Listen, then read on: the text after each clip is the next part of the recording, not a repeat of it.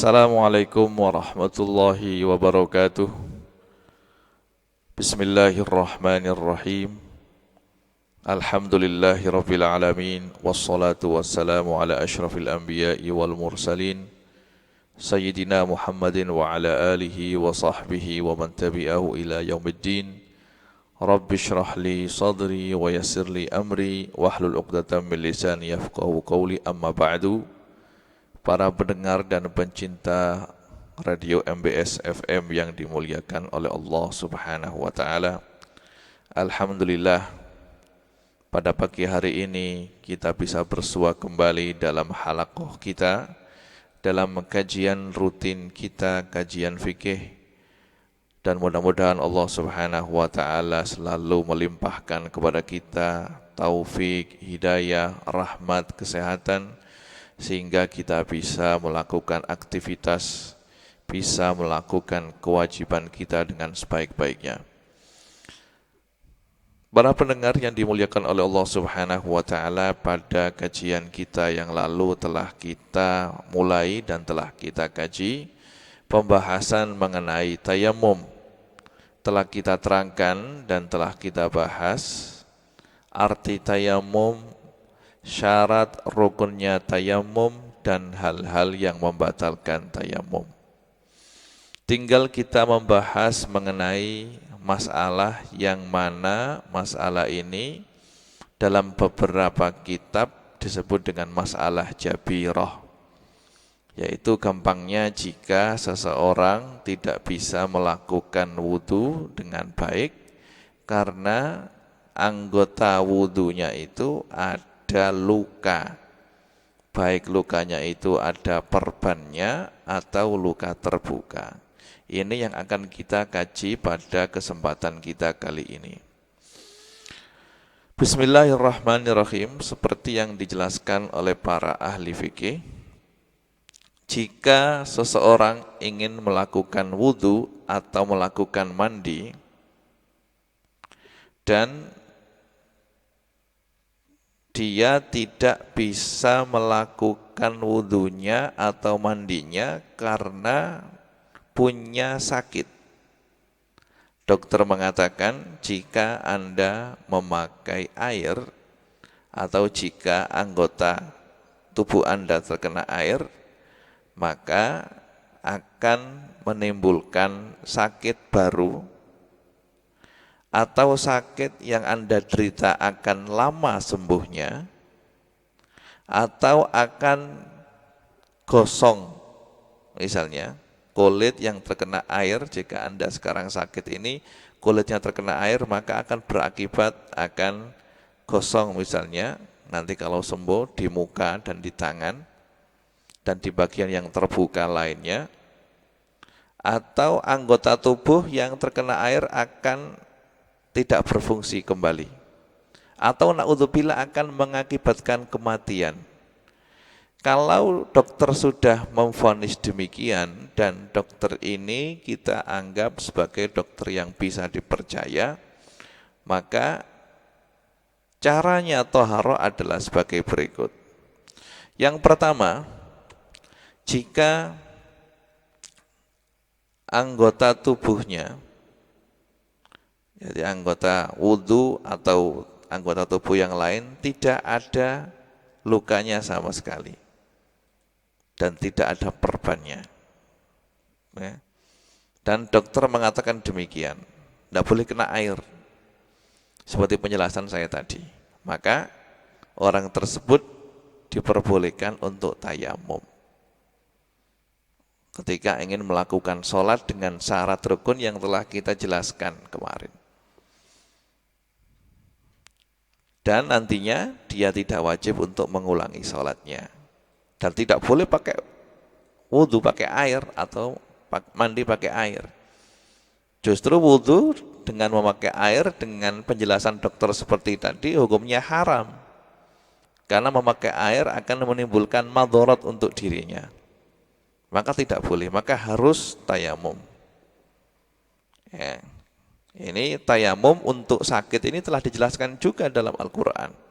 Wa in kuntum mardha aw ala safarin au jaa ahadum minkum minal ghaid aw lamastumun nisaa falam tajidu ma'an fatayammamu sa'idan thayyiba. Allah mengatakan au ala safarin atau au wa in kuntum mardo, ya, orang yang sakit. Ini yang pertama. Atau jika anggota tubuhnya, baik anggota wudhu atau anggota mandi, anggota tubuhnya ada luka, lukanya tersebut terbuka, luka terbuka, tidak ada penutupnya, tidak ada perbannya, atau luka tersebut ada penutupnya tapi boleh dibuka, ya. Kemudian dokter mengatakan luka ini tidak apa-apa, terkena air tidak berbahaya, ya. Maka dalam keadaan seperti ini harus wudhu secara sempurna. Biasanya luka sedikit, ya, tergores atau sudah agak kering, ya, dokter mengatakan tidak apa-apa luka ini terkena air. Atau berdasarkan pengalaman pribadi, luka seperti ini kena air tidak apa-apa, tidak berbahaya. Maka harus wudhu dengan sempurna. Tapi jika luka tadi tidak boleh kena air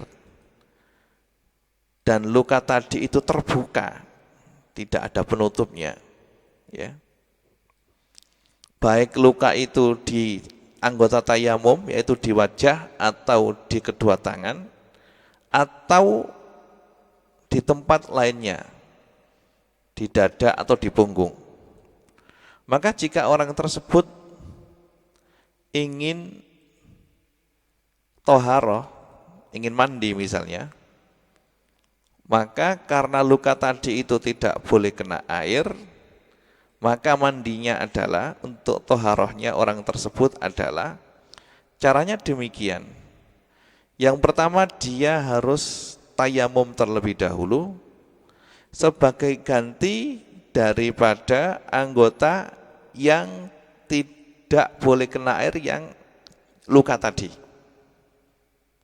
Kemudian setelah itu baru dia mandi, menggocurkan air ke seluruh badan yang sehat, yang tidak kena luka, yang tidak ada lukanya tadi. Tapi harus hati-hati jangan sampai lukanya kena air, ya, karena dokter mengatakan luka ini tidak boleh kena air dan lukanya terbuka, tidak ada penutupnya, ya, tidak ada penutupnya. Maka caranya mandi seperti yang saya jelaskan tadi, tayamum terlebih dahulu sebagai ganti daripada luka yang ada di badannya, kemudian mandi secara sempurna, mengucurkan, meratakan air ke seluruh badan. Atau kalau tidak begitu, dia mandi dulu, ya, mandi dulu, membasuh semua anggota badan kecuali yang ada luka. Hati-hati ya ketika ketika mandi, jangan sampai air terkena luka. Para ahli fikih mengatakan bisa mengambil handuk atau tisu atau sapu tangan yang dibasahi dengan air, kemudian untuk daerah yang dekat luka itu ditetesi air pakai handuk tadi atau pakai sapu tangan tadi dengan hati-hati, jangan sampai terkena air. Jadi boleh mendahulukan tayamum dulu kemudian mandi, atau mandi dulu kemudian tayamum, tapi yang lebih baik adalah tayamum dulu kemudian mandi. Dan tidak ada tertib antara tayamum dan mandinya, karena memang anggota badan ini dalam hal mandi dianggap seperti satu anggota. Kemudian kalau dia ingin wudhu, maka harus tertib.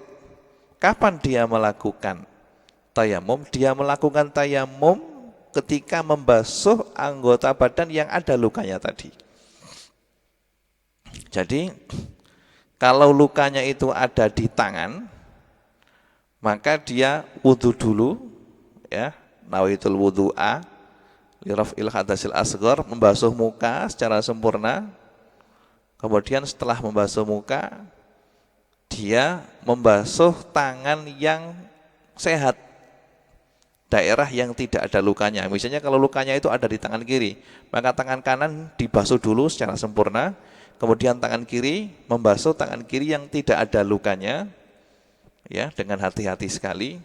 Kemudian setelah itu dia mengambil anduk untuk ngelap, ya, untuk mengkeringkan air yang ada di wajah dan ada di tangan. Kemudian dia tayamum.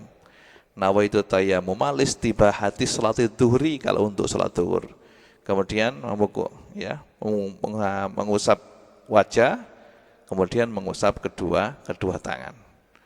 Setelah tayamum baru kemudian meneruskan wudunya lagi dengan mengusap kepala dengan air, kemudian membasuh kedua kaki sampai kedua mata kaki.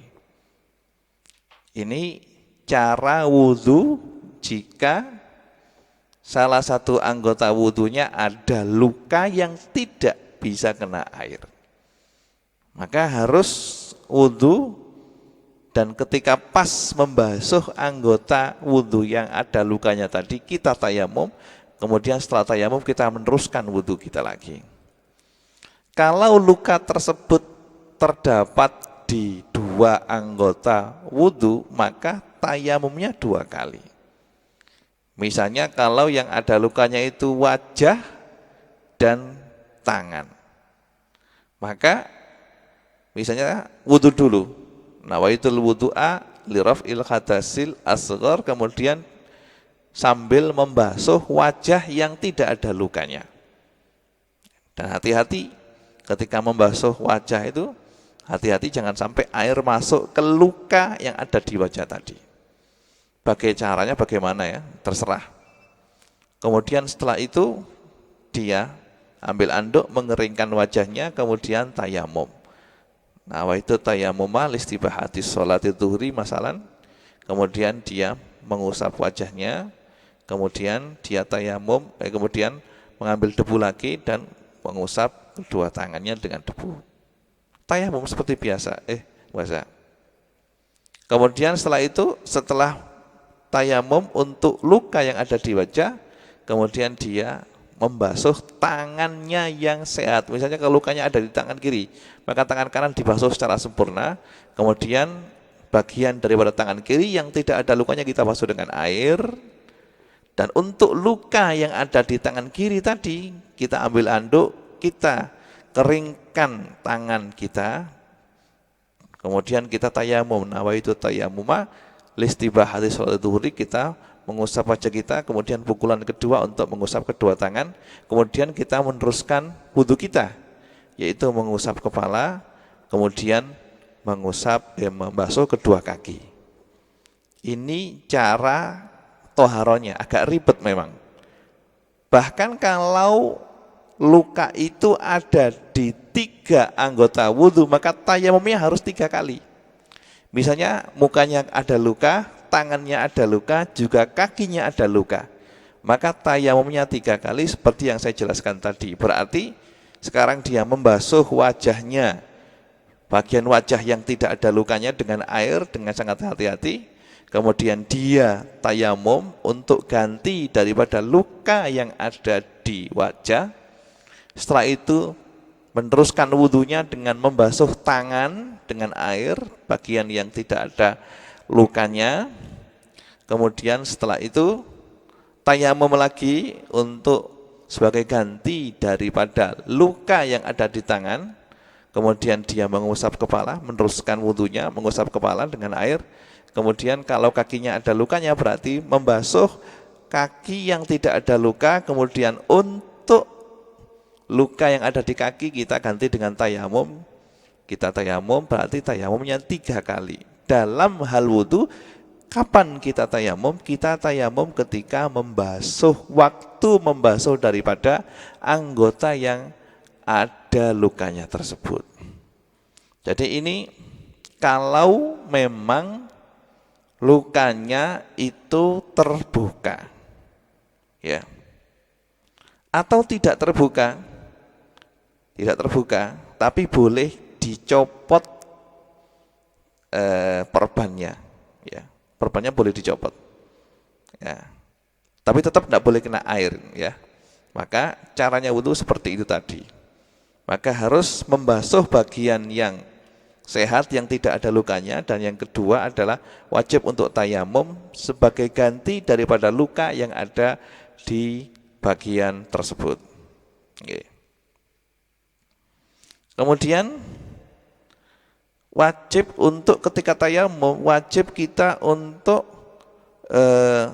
melewatkan debu di atas luka tadi jika tidak apa-apa, tidak masalah. Jadi jika lukanya yang terbuka itu tidak masalah, kita usap dengan sedikit debu yang ada di tangan kita ketika tayamum, maka wajib untuk diusap. Kalau tidak, ya tidak apa-apa. Dan wajib untuk mengulangi sholatnya nantinya jika tidak bisa diusap dengan debu dan terletak di anggota tayamum. Ya. Hati-hati ya. Kemudian itu tadi untuk orang yang lukanya terbuka atau lukanya ada perbannya atau ada endoplasnya tapi masih bisa dibuka. Ya, diingat-ingat kalau luka tersebut terletak di anggota tayamum, di muka atau di tangan dan tidak bisa diusap dengan debu, ya, maka nanti kalau sembuh wajib untuk mengqadha salat. Sekarang jika luka tadi ada penutupnya, baik itu berupa perban atau endoplas atau yang lainnya, maka cara toharohnya, cara wudhu kita dan cara mandi kita adalah sebagai berikut. Yang pertama, ya tidak ada bedanya dengan cara yang telah kita terangkan, tapi cuma ketika kita wudhu ya dan memakai air itu wajib untuk mengusap perban atau penutup luka tadi itu dengan air yang ada di telapak tangan kita ketika kita meratakan air di anggota tersebut. Dan tayamum. Jadi begini, dipraktekkan saja. Kalau wajahnya luka habis tabrakan misalnya, wajahnya luka dan ada perbannya, ya, maka dan tangannya juga demikian, ya, ada perbannya. Maka cara wudhunya adalah sebagai berikut cara wudhu. Kita basuh dulu, ya, kita wudhu membasuh muka yang tidak ada lukanya, yang tidak ada perbannya. Kita basuh dengan air, nawaitul wudhu'a li raf'il hadasil asghar. Misalnya yang sebelah kanan yang sehat, yang sebelah kiri yang ada perbannya. Maka kita basuh wajah kita dengan air dengan sangat hati-hati sekali. Jangan sampai air masuk ke luka. Kemudian setelah kita basuh itu juga kita diwajibkan untuk mengusap perban itu dengan basah yang ada di tangan kita. Kita usap, ya, basah, ya. Jadi basah yang ada di tangan kita itu kita usapkan di atas perban tadi. Ya. Kemudian selesai kita membasuh wajah. Kemudian kita ambil anduk, kita keringkan wajah kita. Kita tayamum, memukul debu dengan niat nawaitul tayamuma listibahati sholat dhuhri. Nawaitul tayamuma listibahati sholat dhuhri. Kemudian kita usap wajah kita, kemudian pukulan yang kedua untuk mengusap kedua tangan. Sekarang kita meneruskan wudhu kita. Ya. Sekarang yang waktu membasuh tangan. Tangan yang ada perbannya adalah tangan kiri. Tangan kanan sehat. Maka tangan kanan wajib kita basuh dengan air.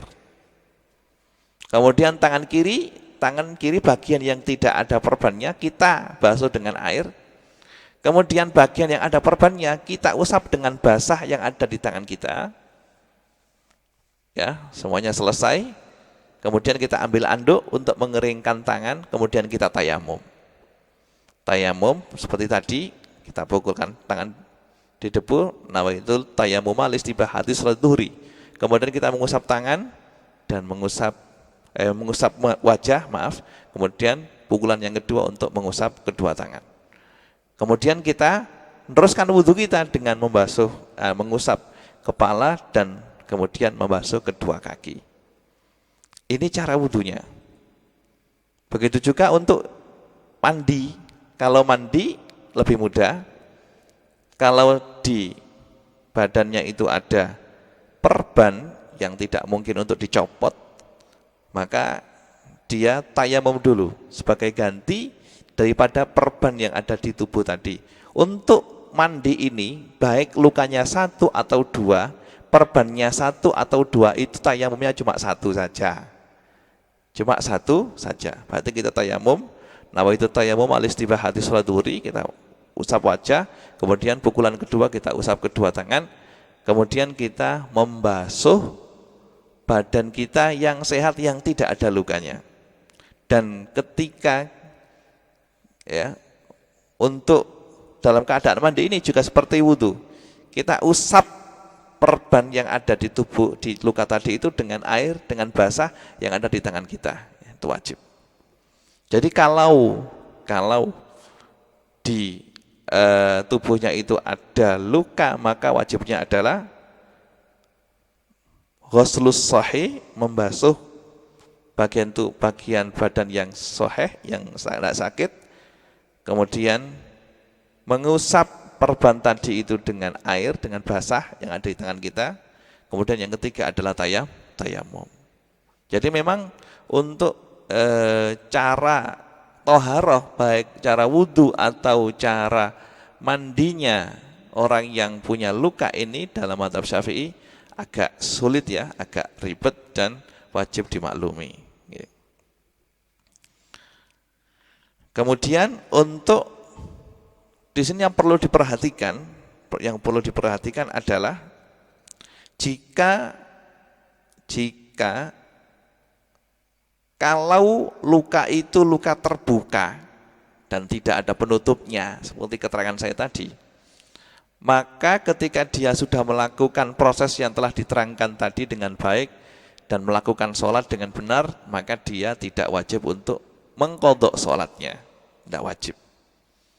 Tapi jika luka tersebut yang terbuka tadi itu di tangan atau di wajah dan tidak bisa diusap dengan debu, ya, maka dia wajib untuk mengulangi sholatnya kalau sudah sembuh. Pertama. Yang kedua, jika lukanya tadi itu ada penutupnya, ada perbannya atau ada indiplasnya atau yang lainnya. Kalau penutup luka tadi itu perban atau indiplas itu berada di anggota tayamum, maka nantinya kalau dia sembuh wajib untuk mengulangi sholatnya. Misalnya kalau perbannya itu di wajah atau di tangan, ya lumayan berat kalau sakitnya itu 2 bulan mengulangi sholat yang telah dia lakukan 2 bulan itu. Kemudian kalau jabiroh atau perbannya atau penutup luka itu berada di selain anggota tayamum, maka kalau ukuran perban itu melebihi yang dibutuhkan. Misalnya cukup perban itu ukurannya misalnya panjangnya 5 cm, lebarnya 4 cm. Itu sudah cukup sudah untuk menempelkan perbannya, tapi dia bungkus semua tangannya. Maka kalau perban ini ukurannya melebihi dari yang dibutuhkan,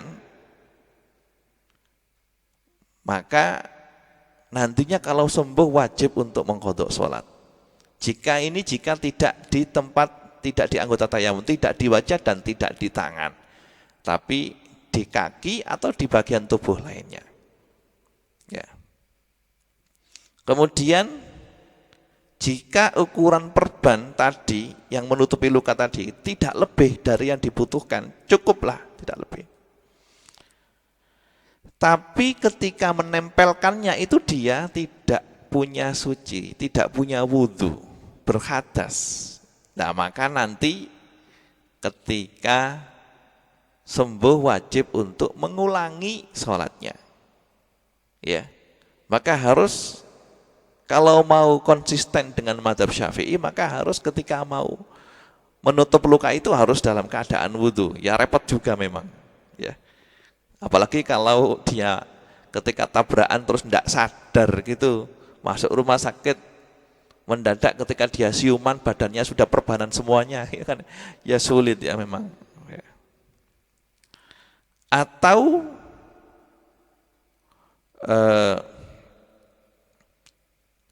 perban tersebut ukurannya sesuai yang dibutuhkan dan diletakkan, nempelkan, ketika menempelkan perban itu dia punya wudhu, masih dalam keadaan suci. Maka dalam keadaan seperti ini tidak wajib mengulangi sholatnya. Oke. Berarti sholat wajib diulangi jika perban atau penutup luka berada di anggota tayamum, wajah dan kedua tangan, atau jika di selain anggota tayamum, ukuran daripada penutup luka itu melebihi yang dibutuhkan atau tidak melebihi yang dibutuhkan, pres ukuran, tapi diletakkan ketika dia tidak punya wudhu, maka nanti kalau sembuh wajib mengulangi sholatnya. Nah, begitu juga jika lukanya terbuka, berada di wajah dan di tangan, tapi ketika tayamum tidak bisa mengusapkan debu di atas luka tersebut, juga wajib mengulang sholatnya nantinya. Yang tidak mengulangi sholatnya itu jika lukanya terbuka dan bisa diusap, atau ada penutupnya lukanya itu dan tidak berada di anggota tayamum, dan ukurannya itu pas dan diletakkan ketika dia dalam keadaan punya wudhu, maka dia nantinya tidak wajib untuk mengulangi sholatnya. Memang ya, untuk konsisten dengan mazhab Syafi'i mungkin menurut sebagian orang sulit, apalagi jika lukanya itu atau perbannya itu di tangan, misalnya dia habis kecelakaan terus tulang tangannya patah ya, terus digip, makanya diperban itu ya, kan sembuhnya lama. Berarti dia kalau demikian, dan biasanya itu untuk perban atau gip ini ya panjang besar ya, melebihi daripada yang dibutuhkan, maka nantinya dia wajib untuk mengulangi sholatnya. Tapi di sana ada pendapat yang dikemukakan oleh Imam Muzani, mungkin bisa menjadi salah satu solusi, dan pendapat ini ditarjih oleh Imam Nawawi dalam kitabnya beliau Al-Majmu', bahwasanya setiap sholat yang dilakukan dalam waktunya, yang mana sholat itu tidak bisa memenuhi syarat rukun secara lengkap karena ada keadaan, ada udzur seperti ini, maka sholat itu dianggap sebagai sholat yang sah dan tidak wajib untuk diulang. Ini kalau kita mengambil kaidah ini, maka, dan ini adalah yang ditarjih oleh Imam Nawawi dalam kitab beliau Majmu', maka tidak apa-apa tidak mengulangi sholatnya, tapi toharonya tetap prosesnya seperti yang telah kami jelaskan.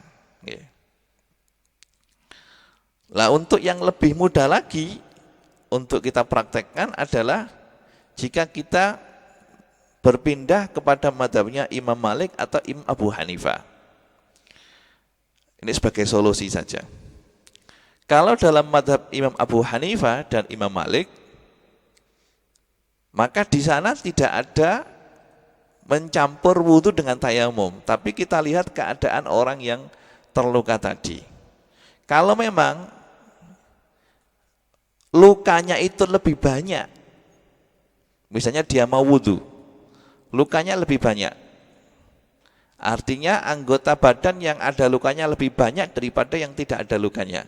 Misalnya dia habis kecelakaan misalnya, dan wajahnya hancur, tangannya putus, tangannya diperban, patah tangan, di wajah ada luka yang ditutup dengan perban atau indiplas, di tangan ada luka juga. Kalau kebanyakan anggota wudhunya ini luka atau ada perbannya, maka cukup dia tayamum saja. Tayamum saja sebagai ganti daripada wudhu, dan nantinya tidak wajib untuk mengqadha sholat, sholatnya dianggap sah dan tidak wajib untuk diqadha. Atau kalau yang banyak itu adalah anggota yang sehat, artinya lukanya itu hanya di tangan saja dan lukanya sedikit, maka wajib atas orang tersebut wudhu. Wudhu dengan sempurna, untuk tangannya ya membasuh anggota yang tidak sakit, ya. Wudhu dengan sempurna, kemudian sholat, dan sholatnya dianggap sah, dan nantinya dia tidak wajib untuk mengqadha sholatnya kalau dia sembuh dan bisa menggunakan air dengan sempurna. Ini adalah cara toharoh bersuci bagi orang yang punya luka atau punya perban menurut madhabnya Imam Abu Hanifah, Malik, dan Imam Syafi'i. Ya, mudah-mudahan bisa difahami dan bisa kita amalkan, karena ini sangat dibutuhkan sekali, ya. Dan dalam hal seperti ini memang kadang-kadang untuk konsisten dengan madhab kita, madhab Syafi'i, mungkin memberatkan, dan dalam keadaan darurat seperti ini diperbolehkan bagi kita sebagai orang awam untuk berpindah kepada madhabnya Imam Abu Hanifah.